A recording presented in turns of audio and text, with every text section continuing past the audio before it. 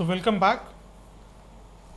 So, in the previous lecture we were talking about the transportation part, the deposition part and the landscape, and we ended with the note that we can have free dunes or anchored dunes. Let us see that. So, free dunes mainly include the transfer dunes, sieves, star dunes. These are the shapes. These are the shapes of the dunes or zebras. And then we have anchored dunes formed with the help of some obstacle. Either the obstacle is because of the topography or vegetation. So, this type of dunes, that is anchored dunes, they include eco dunes, falling dunes, parabolic dunes and coastal dunes. Dune fields and sand seas are collective or we can say the collection of individual dunes. Okay. So, they collectively formed a major dune field. Smaller dunes, or you can say it can form a larger landscape, and the largest sand seas, if we take in terms of the example of in the main deserts in terms of the area. So, this one is the largest one, sand seas, Rub al Khali of South Arabia, which occupies 7,70,000 square kilometers. There is another term which is associated with the desert, which is commonly used in most of the literature, is loess. So, loess is again based on the material, that is the size. So, loess is an accumulation of wind blown silt particles, and it covers about 5 to 10% of land surface. So, relatively good amount of area or the region has been covered by loess. Further, wind erosion can often be self-inflicted hazard to humans in terms of damaging agriculture and recreational land and harmful to human health. Okay. Many Aeolian landforms are inherited from the height of last ice age, when the planet was drier and windier. The geological record registers colder times with aridity that prevailed in the past. So, basically the most important point in this 3 bullet is, one is the loess is the finer deposit. Another point is that the wind action is definitely, when it is there is an, you can say, wind storm in desert, it will be harmful to the human health. And the Aeolian activity is not only experienced in the recent times, but in past also. That is, we talk about the geological time scale. And geological time scale, the planet has experienced the drier spells and the wind action and the landscape, desertic landscape in the past. So, the Aeolian landforms, very much similar to what we discussed in this, also we will try to do the same as the Aeolian landforms, whereas we talked about the glacial landforms, the erosional landforms and depositional landforms. So, we are having the erosional landforms. So, the chief erosional landforms resulted by wind action in dry lands are lag deposits or desert pavements. Now, this features or the lag deposits are seen or observed in the areas where earlier fluvial action used to take place or the deposition. Now, the lag deposits will be mostly comprised of the gravelly material. So, wind action, what it did was, because the area started experiencing dry spells, so it got exposed. So, the wind is capable of eroding the sand. So, matrix which was available within that gravels was removed, and only the material which was left out, where the wind was unable to carry, is the pebbles, big pebbles, and that will result into the formation of the lag deposits. Then the ventifacts, Yardangs, will see few of them, basins or pans. So, if you look at the lag deposit, this is what I was talking about. So, lag deposits are basically, it is, we can say, the material which is left out, and the matrix has been removed or blown away by the wind action. So, wind action winnows silt and fine sand, leaving a layer of coarse gravelly material as a protective blanket. Such thin veneer of gravel or coarse material that overlies predominantly finer material are called lag deposits.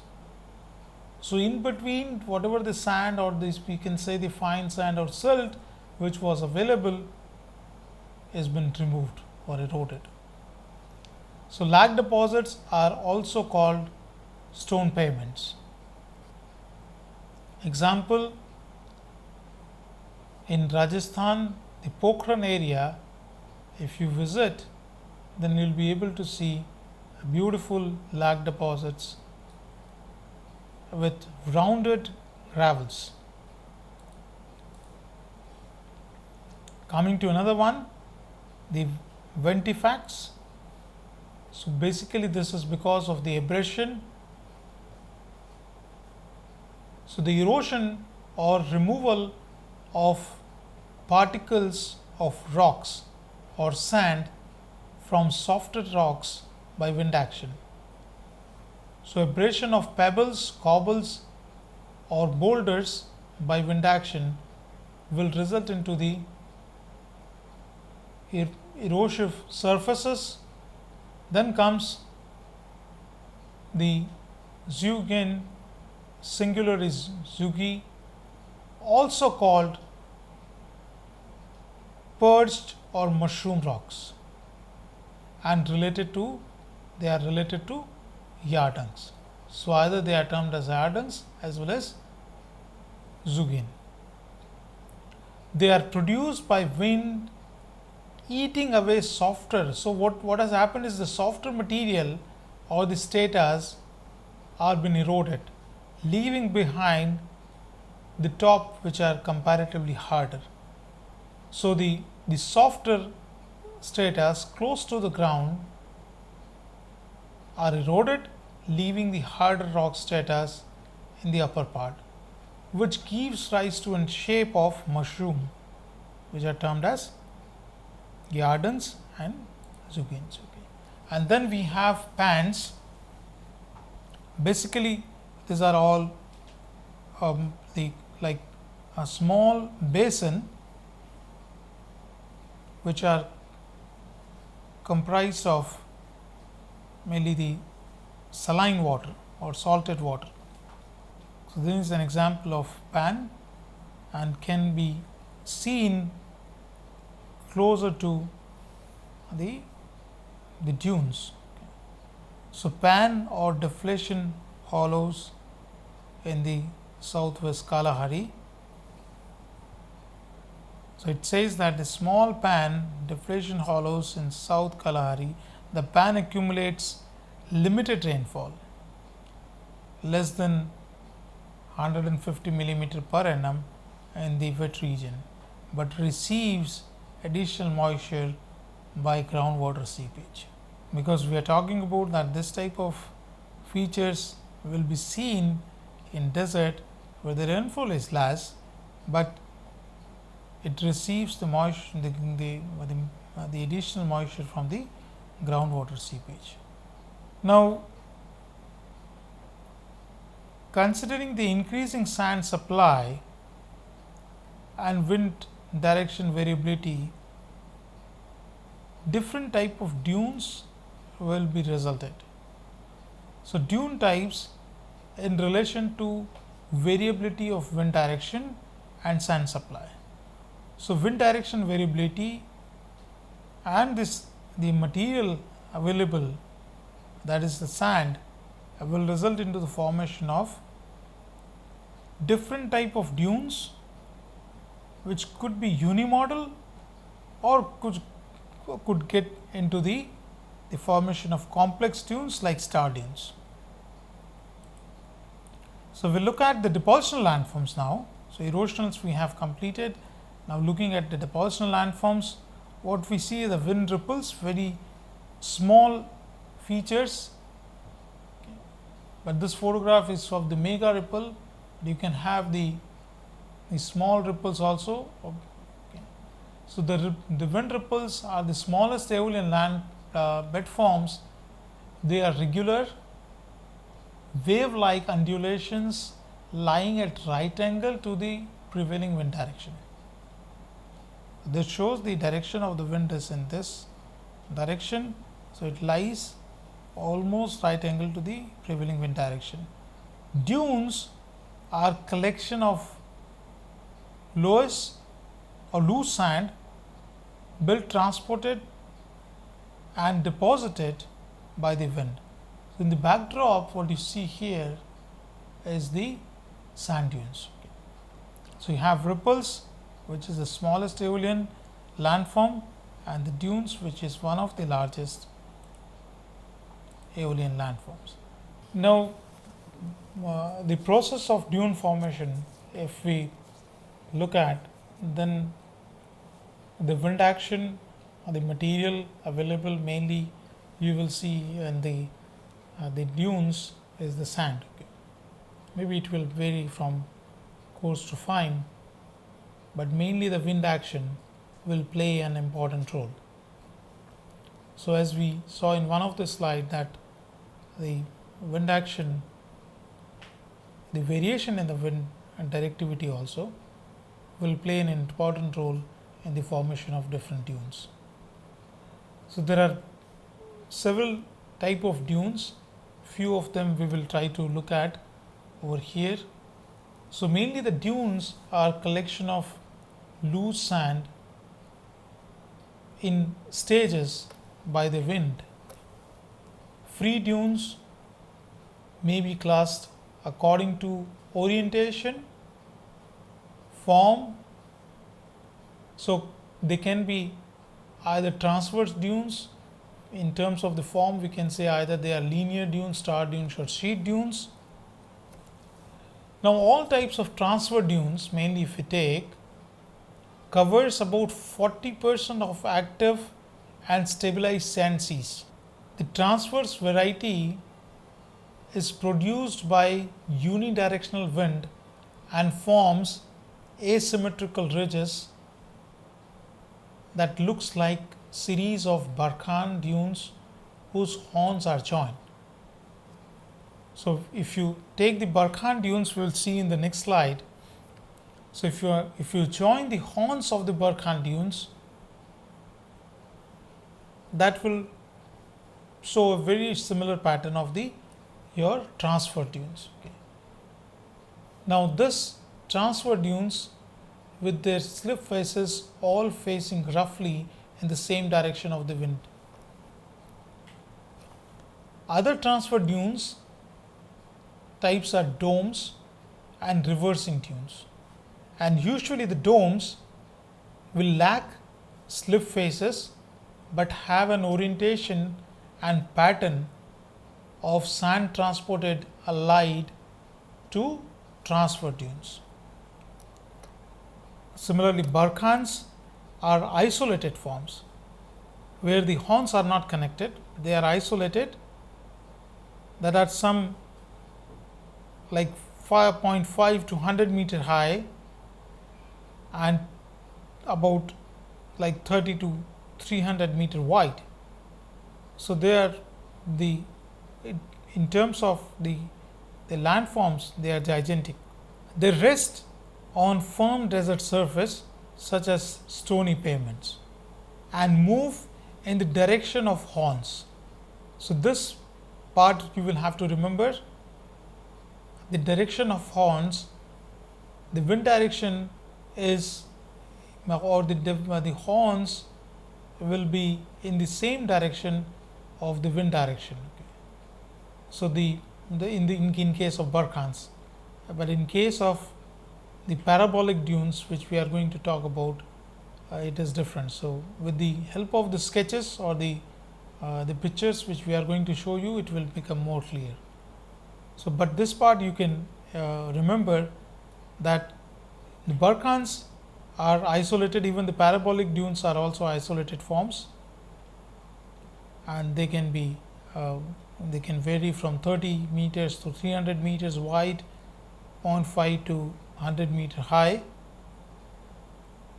So, and they move in the direction of the horns, sometime as much as 40 meter per year.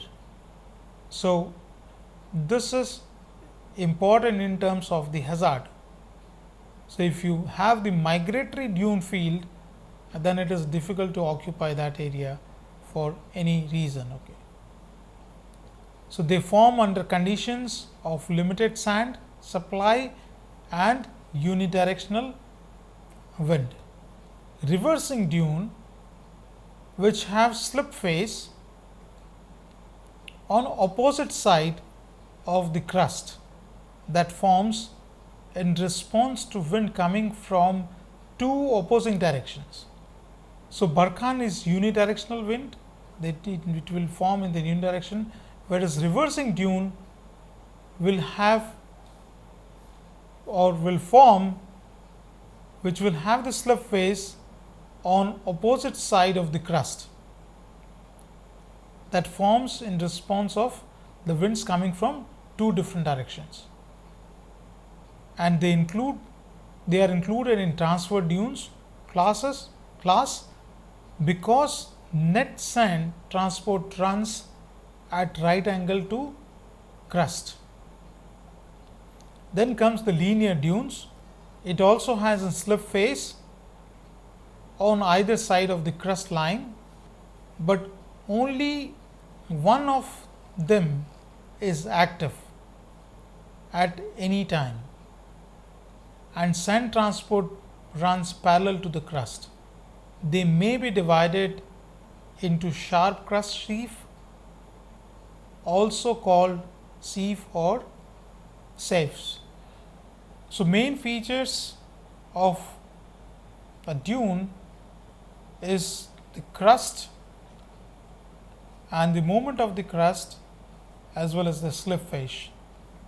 On the back side, what you see here is the previous traces of the dunes, which used to be here, and they have migrated in the direction of this is the wind direction. Now, depending on the wind direction and the material which is available, few dunes which are free dunes will have tendency to move from one place to another place, as shown here, and the downward progress of transfer dunes. So, the first time 1, time 2 and time 3, the migration of the dunes will take place. Okay. Now, Aeolian depositional landforms, if we classify in terms of considering the different directions of the wind, and with respect to either the horns are connected or the reaches are aligned, then they can be classified into three categories, mainly based on the morphology and further subclassification can be done based on the that is what we call the criteria for subdivision, which is based on the morphology and the orientation. So, one is the transverse dunes, which includes transverse, Barchans, domes and reversing dunes, which have been shown here. It's transverse, Barchans, and then you are having the domes and the reversing dunes. And then further is the linear one, which is the sieve dunes here, sand ridges and star dunes here. Okay. So, if you look at the transverse dunes, mainly what we look at the asymmetrical ridges, and the Barchans are the crescent shape sand dunes within horn if are seen in the direction of the wind. Then you are having dome, it's very simple, it's elliptical mounds or circular mound. Reversing are the asymmetrical ridges with the slip face on either side of the crust. Then we have the linear sharp crested ridges. So, sharp crested ridges are this one here, which are resultant because of the bend from two different directions, sand ridges. Then we have star dunes again from different directions, which will result into the formation of the ridges, which are connected in the center and will give rise to sharp shape dunes. Then example of the linear dunes, because the crust here or the horns are connected very much. So, these are typical of the linear dune field, okay, or you can say the transverse dune field. Then you are having the Barchans. So, the crest or the horns, if you see, so are been isolated, they are not connected much, but some places they are connected, giving rise to the transverse or the ridges, but these are typical of Barchans, and the wind direction is from this place. This is a free face here. These are the Barchans. So, Barchans are isolated forms ranging from, as we have discussed, 0.5 to 100 meter high, 300 to 30 to 300 meter in width. Okay. The rest on the and the migration. So, this we have already discussed. Okay. So, mainly they are formed in the area or under the condition of limited sand supply and in the areas where you have unidirectional wind flow. An example of the star dunes, which are having the action of wind from different directions. So, with this we will stop here, and we will try to continue in the next lecture with more slides on the dunes, as well as I would say that we have one or two topics which were left out. We will try to cover that in the coming lectures. Thank you so much for your kind cooperation. Thank you.